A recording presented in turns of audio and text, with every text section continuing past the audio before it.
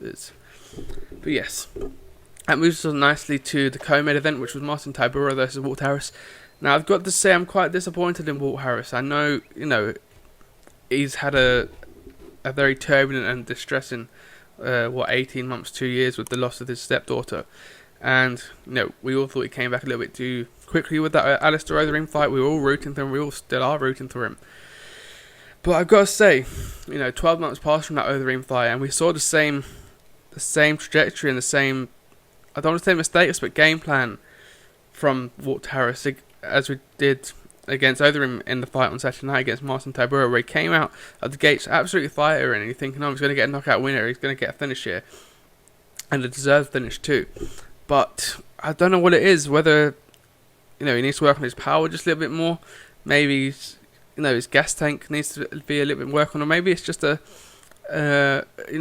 coaches need to calm him down. Maybe it's a nerves thing where he goes out rushing out there to get the job done rather than staying composed, because he's got the finish in him. He's got some good wins on his record, and he should have beat Marcin Tybura. Now, credit to Marcin Tybura for staying in the fight, but Walt Harris, he fell to 13-10.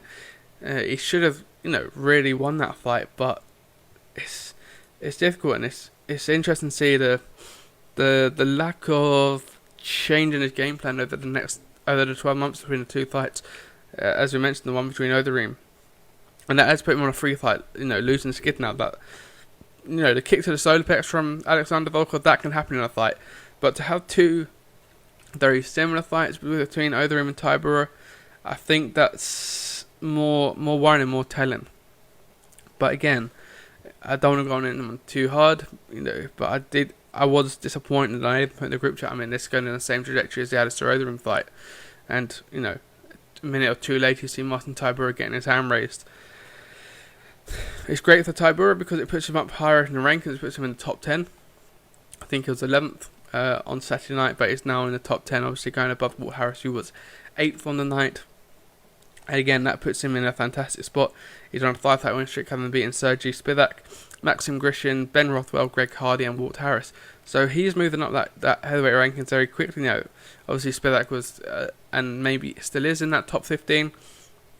But, it's not great, and Walt Harris definitely needs a win, but I don't know, he needs to make a couple of changes. He just needs to hold back 20-30%, or he needs to work on his power so he can get that finish, because he absolutely poured on the pressure.